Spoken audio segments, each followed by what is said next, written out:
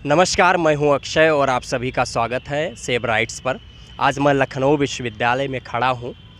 अगर उत्तर प्रदेश की सियासत की बात करें तो खासकर बहुजन समाज पार्टी जो कि बीएसपी है, उसकी बिना चर्चा किए हम लोग पॉलिटिकल चर्चा को आगे नहीं बढ़ा सकते हैं, क्योंकि उत्तर प्रदेश में बहुजन समाज पार्टी की 4 बार उत्तर प्रदेश में सरकार रही है।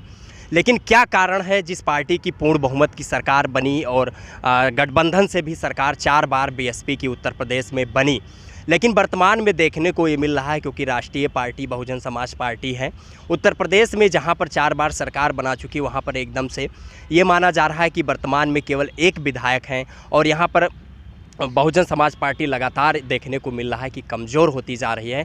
इसका क्या रीज़न हो सकता है? क्या मान्यवर कांशीराम साहब ने जो ये सपना दिखाया था कि बाबा साहब डॉक्टर अम्बेडकर के मूवमेंट को बढ़ाने की या उस मूवमेंट को आगे ले जाने की जिम्मेदारी उन्होंने जो कंधे पर उठाई थी, उसको बहन कुमारी मायावती जी ने कहाँ तक पहुँचाया और वर्तमान में क्या स्थिति है, इस विषय पर बातचीत करने के लिए हमारे साथ मौजूद हैं। क्या नाम है आपका? नमस्कार सर, मेरा नाम रवि है और आपने ये बहुत ही महत्वपूर्ण विषय पे चर्चा उठाया है। लेकिन मैं ये कहना चाहूँगा कि बहुजन समाज पार्टी को करंट में जानने से पहले उसका जो बैकग्राउंड है उसको भी हमें जानना पड़ेगा।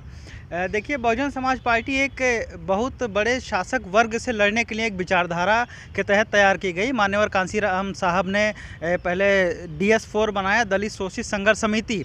तब उन्हें लगा कि DS4 जब उन्होंने समाज का एनालिसिस किया तो उन्हें लगा सिर्फ ये दलितों की समस्या नहीं है, बल्कि जो पिछड़े हैं और जो मुस्लिम हैं उनकी भी समस्या है। तो उन्होंने कहा कि ये समाज ऐसे कैसे यूनाइट हो सकता है। तो उन्होंने सबसे पहले एक संगठन बनाया जिसका नाम था BAMCEF, backward and minority community employees federation. तो उन्होंने कहा कि समाज का जो मजदूर वर्ग है, जो दिहाड़ी काम करने वाला, जो खेत में पसीना बहाने वाला, उसके पास तो ना तो समय है, ना बुद्धि है, ना पैसा है, और तो ऐसे समाज यूनाइट नहीं है। तो कांशीराम साहब ने कहा कि बाबा साहब के बदौलत जो लोग सरकारी सेवा में आ गए उनको पहले यूनाइट किया जाए। तो इस उद्देश्य से लेकर बामसेब बनाई गई। बामसेब कर्मचारियों का संगठन था, लेकिन कर्मचारियों के लिए नहीं था। तो बामसेब के माध्यम से मान्यवर साहब ने पूरे देश में उसका प्रचार प्रसार किया। तो साहब को फिर समझ में आया कि अब तो समाज इकट्ठा हो रहा, तो इनको जो है जहाँ पे हम ज़्यादा लड़ाई जीत सकते हैं, सड़कों पे तो गांव में तो हम लड़ाई लड़ रहे हैं, विधानसभा और लोकसभा में लड़ाई लड़ने की ज़रूरत है। तो इसी के उद्देश्य को ध्यान रखते हुए महापुरुषों की जो एक श्रृंखला है, साहू फूले अम्बेडकर, पेरियार की, महात्मा बुद्ध की। तो महात्मा बुद्ध ने जो अपने समय में सिद्धांत दिया था, बहुजन हिताय बहुजन सुखाय, उसी के नाम पर मान्यवर कांशीराम साहब ने बाबा साहब अम्बेडकर के जन्म दिवस के उपलक्ष्य में बहुजन समाज पार्टी का गठन किया। बहुजन समाज पार्टी बहुत ही कमज़ोर, मैं तो मानता हूं कि दुनिया की कोई ऐसी पार्टी नहीं होगी जिन्होंने इतने कठिन परिश्रमों में इसको जो है इतना बड़ा मूवमेंट दिया। कांशीराम साहब साइकिल से चलते थे और गांव-गांव लोगों को इकट्ठा किया, देश भर में साइकिल यात्रा की। उसकी बदौलत मान्यवर साहब ने राष्ट्रीय स्तर की पार्टी खड़ा की और जो है समाज का जो दबा कुचला वर्ग था, जिसके पास चप्पल पहनने की औकात नहीं थी, उसको भी कांशीराम साहब ने विधायक बना दिया। जो साइकिल चलाता, जो मतलब साइकिल पर नल्ला बेचता था, भोंपू बजाता था, उसको भी लोकसभा में भिजा दिया। जो हमें पता चला लखीमपुर में एक व्यक्ति नाई का काम करते थे, उसके यहाँ बसपा के कार्यकर्ता गए, कहें कि आपको साहब कांशीराम से ने बनाया, उनको MLC बना दिया। हमारे यहाँ के ऐसे मंत्री थे जिनके पास छप्पर नहीं था, वो आज फॉर्च्यूनर से घूमने। तो इतना बड़ा करिश्मा हुआ कांशीराम साहब के बदौलत जो ये पार्टी का निर्माण हुआ जो है। तो मुझे, लेकिन क्या कारण है कि जिस तरीके से वर्तमान में बहुजन समाज पार्टी लगातार कमज़ोर होती जा रही है, इसके पीछे क्या कारण हो सकता है? आपका क्या पॉइंट ऑफ व्यू है? देखिए, इसके कारण कोई एकाएक कारण नहीं है। मैं कहना चाहूँगी मान्यवर कांशीराम साहब अपने समय में रहते हुए आदरणीय बहन कुमारी मायावती जी को बहुजन समाज पार्टी का राष्ट्रीय अध्यक्ष बनाया। लेकिन वो जब अपने समय में थी, वो बहुत एनर्जेटिक थी, बहुत एग्रेसिव थी। और एक सोचिए, दलित, उसके बाद महिला, मतलब दो डिस्क्रिमिनेशन, एक तो दलित एक तो महिला। उसके बाद भी 21 साल की उम्र में अपने घर से बाहर निकली। उन्होंने देश भर में काम किया, समाज को जगाया, औरतों को इकट्ठा किया और साइकिल पे वो भी भ्रमण की। ये बहुत बड़ी बात है। बहन जी को भी शासन 4 बार सरकार चलाने का अवसर मिला और उस दौरान उन्होंने बहुत से अस्पताल बनाए, मेडिकल कॉलेज बनाए और जो है डिग्री कॉलेज बनाए। मैं जिस ज़िले में आता हूँ, मैं अपने ज़िले की बात बता दूँ, वहाँ पर महामाया राजकीय एलोपैथिक मेडिकल कॉलेज है, मान्यवर कांशीराम साहब इंजीनियरिंग कॉलेज है, महामाया फूले जो है जिला अस्पताल है, कृषि कॉलेज है और तमाम उपलब्धियां हैं, बहुत से जिले बनाए। अब सवाल ये है कि कांशीराम साहब के ना रहने, लेकिन नेता मायावती जी ने नेता नहीं बनाया, हाँ, आप ये कह सकते हैं, मैं इस बात से एग्री हूँ क्योंकि मैं कोई पॉलिटिकल बात होकर नहीं कहता हूँ। मेरा परिवार बहुजन समाज पार्टी से बिलोंग करता है। मैंने भी अभी तक वोट बहुजन समाज पार्टी को ही किया है, लेकिन मैं पार्टी में बहुत एग्रेसिव नहीं रहा हूँ, इसलिए मैं हॉनेस्टली चीज़ों को बता सकता हूँ। कांसीराम साहब के अंदर ये क्वालिटी थी, वो गाँव-गाँव में नेता बना देते, जहाँ भी गए उसको नेता बना दिया। पार्टी की मीटिंग हो रही, तुमको चुनाव लड़ना है, सब लोग जिताएंगे, चुनाव लड़ गया। लेकिन बहन जी के शासनकाल के बाद, खास तौर से 2007 के बाद देखा जाए तो 2-3 परिवर्तन हुए। सबसे पहला परिवर्तन ये हुआ कि बहुजन का सर्वजन हो गया।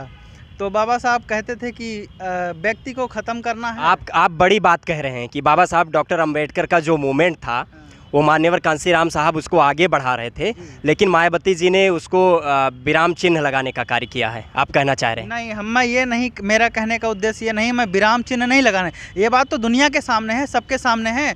कांसीराम साहब ने कहा बहुजन हिताय बहुजन से कहा। लंदन में एक कॉन्फ्रेंस थी तो उनसे पूछा गया कि जो है कि आप जो है सबकी बात क्यों नहीं करते कि जो समाज पीड़ित है, शोषित है, मैं उसके लिए पार्टी बनाया हूँ। जो समाज पीड़ित शोषित नहीं है उसकी कईयों पार्टियाँ हैं, कांग्रेस है, जनसंघ है, भाजपा है।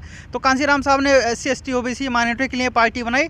लेकिन एक जो विचारधारा होती है, जो बहुजन का सर्वजन हो गया, हाथी नहीं गणेश है, ब्रह्मा विष्णु महेश है, तो यहाँ तो विचारधारा तो मिक्स हो गई, विचारधारा मिक्स हो गई, इसका भी दुष्परिणाम हुआ। और दूसरी बात यह है कि जो नए यूथ तैयार हुए हैं उनको जो है पार्टी में मौका नहीं दिया गया। आज भी उनका उपयोग झंडा डंडा लगाने के लिए होता है, उससे ज़्यादा उनका उपयोग नहीं होता है। और रही बात पार्टी में कई बार देखा गया परिवारवाद हो गया। मैं अपने ज़िले की बात बताता हूँ। हमारे यहाँ एक परिवार है, इसको पांडे परिवार कहा जाता है। राकेश पांडे जी हैं, धीरेश पांडे जी हैं। तो हमारे ज़िले में सबसे ज़्यादा वोटर कौन है? SC है और OBC है। लेकिन सांसद कौन बनेगा?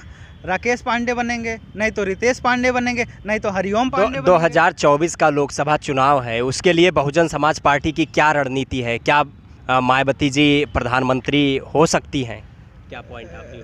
देखिए, अगर शासनकाल की बात की जाए तो आदरणीय बहन कुमारी मायावती से अच्छा कोई शासन नहीं चल सकता। अगर वो प्रधानमंत्री की गद्दी पे बैठेंगी तो देश आने वाले 50 साल में जो डेवलपमेंट करेगा वो 5 साल में कर सकता है। लेकिन कहना ये है कि बहन जी जो उनका एग्रेसिवनेस है वो बहुत ही कमज़ोर है। वो ग्राउंड पे नहीं निकलती हैं, लोगों से बातचीत नहीं करती हैं और जो अपने कार्यकर्ताओं को फ्रीडम नहीं देती है। मुझे दुख इस बात का होता है कि उनके कार्यकर्ता जो है वो अपनी बात नहीं कह सकते, बल्कि बहन जी जो ट्वीट करती हैं उन्हीं को कॉपी पेस्ट करके वो सोशल मीडिया पे जो है फैलाते हैं। तो ये एक गलत तरीका है। हालांकि बहुजन समाज पार्टी के पास बहुत बड़ा एक कार्यकर्ता है, लेकिन वो कार्यकर्ता फ्रंट पे नहीं आ पा रहा। आजकल मीडिया का दौर है, मीडिया में उनके कार्यकर्ता नहीं आ पाते हैं। कोई उनका एग्रेसिव प्रवक्ता टीवी मीडिया में अपनी बात नहीं रखता है। और ग्राउंड लेवल पे भी बहुत ही मतलब देखने में आया है कि जो है कैंडिडेट्स को ऐसे कैंडिडेट लाके दे दिए जाते हैं जिनको पब्लिक जानती तक नहीं है। तो ये मेरा व्यक्तिगत ओपिनियन है, मैं किसी विरोध करना मेरा मकसद नहीं है, जो वास्तविकता है। और ये इसी का परिणाम है कि आज तमाम अल्टरनेटिव भी खड़े हो गए हैं। चंद्रशेखर रावण जी आ गए हैं, मोहन मेश्राम। क्या उत्तर प्रदेश में, खासकर उत्तर प्रदेश की अगर बात की जाए तो चंद्रशेखर आज़ाद जो कि आज़ाद समाज पार्टी के राष्ट्रीय अध्यक्ष भी हैं, एक उभरते हुए लीडर के रूप में देखे जा रहे हैं। और ये माना जा रहा है कि खासकर दलित समाज की बात की जाए जो 22% आबादी मानी जाती है, तो दलित समाज के बड़े नेता हैं। तो क्या बहन कुमारी मायावती जी का स्थान ले पाएंगे चंद्रशेखर आज़ाद जी? देखिए, मैं मेन सवाल पे आने से पहले एक बात आपको कहना चाहूँगा। RSS, BJP और कांग्रेस की जो विचारधारा है वो हमारे पत्रकारों में भी आ गई। इसीलिए वो अखिलेश जी को कहेंगे यादवों का नेता है, बहन जी को कहेंगे दलितों का नेता है, और जो है चंद्रशेखर भाई को भी कहेंगे वो दलितों का नेता। जबकि मान्यवर साहब का विचार था बहुजन हिताय बहुजन से 85% समाज में SC ST OBC आता है। कभी ये नहीं सुनने में आया कि लाल किशन आडवाणी को कहा गया है कि ब्राह्मणों का नेता। कहाँ 85% आप हैं? 2 बार BJP की सरकार बनी। जब हमारे लोग जागरूक होंगे तब जो है उनको समझ में आएगा कहाँ 85 है, कहाँ 15 है। जागरूक थे, इसीलिए कांसीराम साहब 10% समाज को इकट्ठा करने के बाद राष्ट्रीय स्तर की पार्टी बना। क्या कारण रहा कि भारतीय जनता पार्टी लगातार बहुजन समाज की पॉलिटिक्स करने वाली पार्टियों को हराकर लगातार बहुमत की सरकार बना रही है? 2 बार केंद्र में देखने को, खासकर उत्तर प्रदेश में बात किया जाए तो ये समाज, क्या कारण है कि जो बहुजन समाज अपने आप को OBC SC ST माइनॉरिटीज़ खासकर अगर बात की जाए एकजुट क्यों नहीं हो पा रहा है? इसके पीछे क्या रीज़न है? इसके पीछे कई रीज़न है। सबसे बड़े रीज़न है कि हमारे नेता है, उसके सबसे बड़े रीज़न है। और दूसरी चीज़ जनता भी है। नेता रीज़न कैसे? नेता लोग जब शासन सत्ता में आ जाते हैं, मंत्री विधायक बन जाते हैं, तो विचारधारा को छोड़ देते हैं। आप मुझे कहना नहीं चाहिए, बहुत से ऐसे लोग हैं जिनकी शादियाँ जो है भाजपा के नेताओं के घर हुई है। तो जैसे चिराग पासवान को ले लीजिए, और दूसरे नेताओं नहीं को तो ले डॉक्टर बाबा साहब अम्बेडकर कह रहे थे रोटी बेटी का संबंध होगा, जाति पाति के विनाश में उन्होंने अंतर्जातीय विवाह को भी प्रोत्साहित किया है। हालांकि इसका जाति प्रथा को ख़त्म होने का रीज़न नहीं कहा जा सकता है, लेकिन इसका देखिए, विरोध क्यों? बाबा साहब अम्बेडकर जो चाहते थे वो ऐसा नहीं कर सकते थे ना। बाबा साहब अम्बेडकर सविता अम्बेडकर से शादी किए थे, जो एक ब्राह्मण परिवार में पैदा हुई थी। तो सविता अम्बेडकर के परिवार के तरफ वो नहीं गए, बल्कि सविता अम्बेडकर को बुद्ध के शरण में नतमस्तक करवाए। वो बाबा साहब अम्बेडकर की विचारधारा थी। उसके बाद भी बुद्धम शरणम गच्छामि करवाए, लेकिन हमारे आज के नेता नहीं कर पाते हैं। तो बात यहाँ बीएसपी पार्टी की हो रही थी। बीएसपी पार्टी ने जो आपने कहा कि वर्तमान में क्या, जैसे चंद्रशेखर भाई हैं, तो मेरी जो है मीडिया के माध्यम से रिपोर्ट हो, उनको जो सिर्फ दलितों का नेता ना कहा जाए, जो है उनको भी देश का नेता कहा जाए। बहन जी को भी देश का नेता कहा जाए, अखिलेश जी को भी देश का नेता कहा जाए, नीतीश जी को भी देश का नेता कहा जाए, तेजस्वी जी को भी देश का नेता कहा जाए। क्यों नहीं कहा जाता हमारे समाज के नेताओं को देश का नेता, उनको उनकी जाति का नेता प्रमोट किया जाता? तो चंद्रशेखर भाई एक अल्टरनेटिव ऐसा लग रहा है लोगों के सामने है। लेकिन मैं आपको ये बता दूं, अगर बहन जी 6 से 8 महीने भी प्रचार कर दें खोल के, जैसा वो 10 साल पहले करते थी, तो सारे नेता जो है अभी एक लाइन में खड़े आ जाएंगे। सब बहन जी को प्रमोट करके उनको जो है 2024 का जो है दावेदार भी घोषित कर देंगे। लेकिन चंद्रशेखर भाई जो काम कर रहे हैं वो उनका भी दर्द है, क्योंकि चंद्रशेखर भाई भी चाहते थे बहन जी के लिए काम किया जाए। भवन मेश्राम साहब भी चाहते थे कि बहन जी के साथ काम किया जाए, लेकिन बहन जी की एक ऐसी पता नहीं क्या विचारधारा है कि वो किसी को अपने साथ लेती ही नहीं है। यही उनकी सबसे आपने बड़ी बहुत बड़ी बात कमजोरी है। कही कि जो ओबीसी एससी एसटी का माइनॉरिटीज़ का नेता होता है, खासकर बहुजन समाज से जो पार्टी होता है, उसको एक जाति विशेष का केवल नेता बना दिया जाता है। क्या नाम है आपका? हमारा नाम विराट शेखर है, लखनऊ विश्वविद्यालय के छात्र हैं। जैसा कि अभी इन्होंने बताया कि क्या रीज़न है कि अगर कोई बहुजन समाज का व्यक्ति अगर राजनीति करता है तो उसको केवल जाति विशेष का नेता बना दिया जाता है। इस पर आपका पॉइंट ऑफ व्यू क्या है? कहीं ना कहीं देखा जाए तो ये इसमें भी एक जातिवादिता ही दिखाई देती है।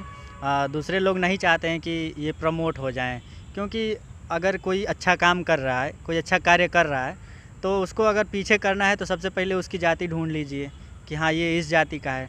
तो आधे से ज़्यादा लोग तो यही सोच लेंगे तो कि ये जाति प्रधान देश है, भारत को जाति प्रधान देश कहा जाता है, जी, तो जाति पे बात करना गलत है? बात तो करना चाहिए, मैं नहीं मानता हूँ कि गलत है। उस पर जब तक बात विचार नहीं होगा, और इसको मैं तो मानता हूँ कि जाति को ख़त्म कर देना चाहिए, क्योंकि बहुत हो गया है जातिवाद। अब मतलब सर से पानी ऊपर जा चुका है, तो इसको ख़त्म कर देना चाहिए। जी ठीक है। जैसा कि मैं देखने को मिल रहा है, चाहे पटना हाई कोर्ट हो, जो जाति कास्ट सेंसस को लेकर, जातीय जनगणना को लेकर ये एक मांग चल रही है, तो क्या कास्ट सेंसस होने से जातिवाद उस पर बढ़ेगा? क्या जातियों की नहीं, उससे कोई जातिवाद तो नहीं बढ़ेगा। इससे ये होगा कि अगर जाति रखनी ही है तो जाति की जनगणना करिए, और सबको जो जितने हिस्से में है उसको उसका हिस्सा दिया जाए। मैं तो यही मांग करूँगा कि अगर हमारे लोग ज़्यादा हैं तो उनको उतना हिस्सा दिया जाए, और जितने जो लोग कम हैं उनको कम दिया जाए। क्योंकि ये ऐसा नहीं है कि कोई 5 लोग हैं तो उसको 10 लोग का खाना दे दिया जाए, और 10 लोग जहाँ पे 10 लोग हैं वहाँ पे सिर्फ 4 ही लोग का खाना दिया जाए, तो वहाँ पे बाकी लोगों की जो संख्याएँ हैं वो तो प्रभावित होंगी ना। तो ऐसा नहीं करना चाहिए। जाति जनगणना करना चाहिए, ज़रूरी है, होना चाहिए। और जो सुप्रीम कोर्ट ने रोक लगाई है इसका मैं पुरजोर विरोध करता हूँ। ऐसा नहीं करना चाहिए उनको। जो चीज़ें चल रही हैं, जो शुरू हो गई है, वो काम कार्य प्रगति पे कर देना चाहिए, क्योंकि इसके पहले भी जाति जनगणना हुई थी। ऐसा नहीं है कि ये कोई नया कार्य हो रहा है तो इसको इसमें हस्तक्षेप किया जाए। तो ऐसा नहीं करना चाहिए। जाति जनगणना जो है कि शुरू करनी चाहिए। उत्तर प्रदेश में वर्तमान में जो बहुजन समाज पार्टी है उसको आप किस नज़रिए से देख रहे हैं वर्तमान की राजनीति में? हमारी तो समझ जाइए कि पार्टी से एक अलग ही लगाव है। मेरे घर परिवार के माता पिता और दादाजी लोग भी थे, तो वो लोग बहुत ज़्यादा उस पार्टी से जुड़े हुए थे, और मैं भी कहीं ना कहीं देखूं तो मैं भी जुड़ा हूं उस पार्टी से। और मैं नहीं चाहूँगा कि कोई भी नहीं चाहेगा कि अपने घर की कोई बदनामी करे, तो वो उसको अच्छा नहीं लगेगा। तो मैं ऐसा नहीं चाहता हूँ। चलिए, बहुत धन्यवाद। मैं लखनऊ विश्वविद्यालय में था और हमारे साथ बातचीत